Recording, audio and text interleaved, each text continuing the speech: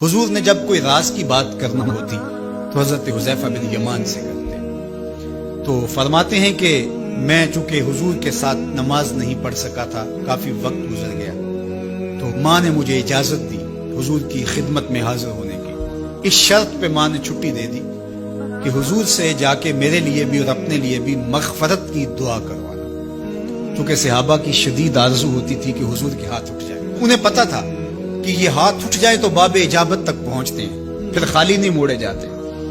تو کہا کہ حضور سے میرے لیے اور اپنے لیے مغفرت کی دعا کروانا۔ ماں نے اجازت دے دی تو یہ حضور کی خدمت میں آئے۔ کہتے ہیں میں نے مغرب کی نماز پڑھی اور سلام پھرا تو میرے دل میں تھا کہ حضور سے ملوں اور کہوں کہ حضور میرے لیے، میری ماں کے لیے مغفرت کی دعا کر دیجیے، لیکن حضور نوافل میں ایسے مشغول ہوئے کہ مجھے موقع نہ مل پایا، حتیٰ کہ عشاء کا وقت ہو گیا۔ عشاء کی اذان پکاری جانے لگی، حضور نے نماز عشاء پڑھائی، سلام پھرا تو میرے دل میں تھا کہ ماں نے جاتے ہی پوچھنا ہے کہ دعا کروائی تھی تو کیا جواب دوں گا۔ مغرب کی نماز کی چھٹی ملی، عشاء بھی ہو گئی اور میں عرض نہیں کر سکا۔ تو میں ابھی سوچ ہی رہا تھا کہ حضور حجرہ انور کی طرف بڑھ گئے۔ اب جنہوں نے مسجد نبوی کی حاضری کا شرف پایا ہے وہ جانتے ہیں کہ مصلی نبوی سے حجرہ رسول کا فاصلہ ہی کتنا ہے، اور جنہوں نے یہ شرف نہیں پایا میری دعا ہے کہ وہ اڑ کے مدینے چلے جائیں۔ سچی بات ہے، جس نے وہ شہر نہیں دیکھا اس نے کچھ بھی نہیں دیکھا۔ جنہوں ویک کے اکھیاں ٹھر دیاں نے، جنہوں ویک کے ٹھر دا سینہ ہے، ربا تیری ساری خدائی وچوں بس اکو شہر مدینہ۔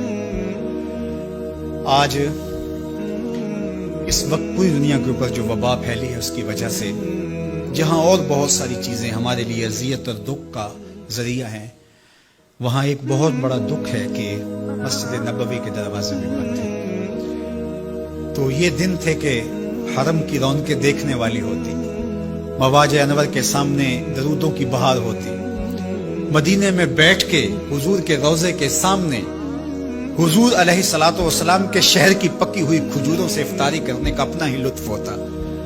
آج مدینے کے لوگ بھی ترس رہے ہیں، بچپن سے لڑکپن تک اور لڑکپن سے جوانی تک اور جوانی سے بڑھاپے تک 80 سال عمر ہو گئی، جنہوں نے رمضان المبارک کا روزہ مسجد نبوی سے باہر کبھی کھولا ہی نہیں، آج اپنے گھروں کی چھتوں پہ کھڑے ہو کے میناروں کو دیکھتے اور چیخیں مار رہے ہیں۔ اللہ اس وبا کے دن مختصر کر دے اور اس امت کے لیے آسانیاں پیدا کر دے۔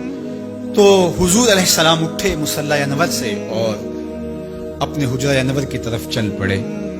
تو حضرت حذیفہ بن یمان کہتے ہیں کہ میں بھی حضور کے پیچھے چل پڑا، غیر ارادی طور پہ کچھ رفتار تیز ہو گئی تو قدموں سے آہٹ پیدا ہوئی۔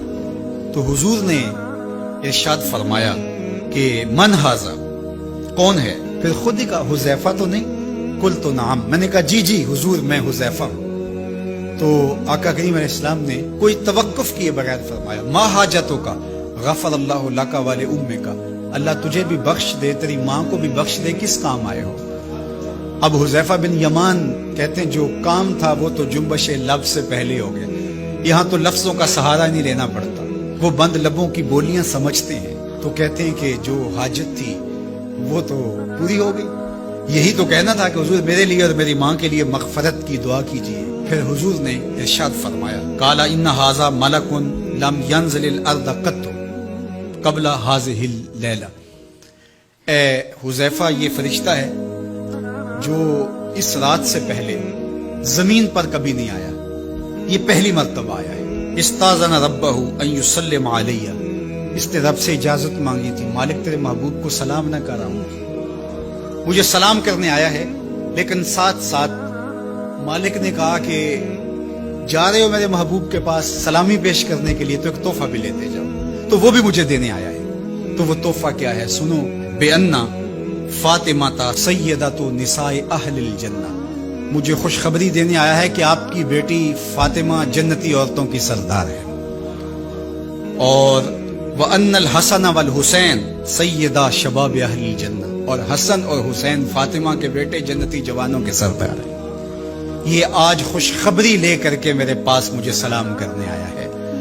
تو یہ ملکہ جنت ہیں، خاتون جنت ہیں، سیدہ نساء اہل جنت ہیں۔ کہتے ہیں کہ جب حضور علیہ الصلوۃ والسلام کو سیدہ فاطمہ الزہرا رضی اللہ تعالی عنہا کوئی بات کرتی تھی تو حضور ان کی بات کو نہیں ٹالتے تھے، ان کی بات مان لیتے تھے۔ تو آج ہم سیدہ فاطمہ الزہرا رضی اللہ تعالی عنہا کی وساطت سے حضور کی بارگاہ میں استغاثہ پیش کرتے ہیں کہ اس امت مرحوم پہ اللہ سے رحم کی خیرات مانگے اور اللہ میرے وطن کی خیر کرے، امن، رحمت اور کرم نوازیوں کے اجالے اور نور نصیب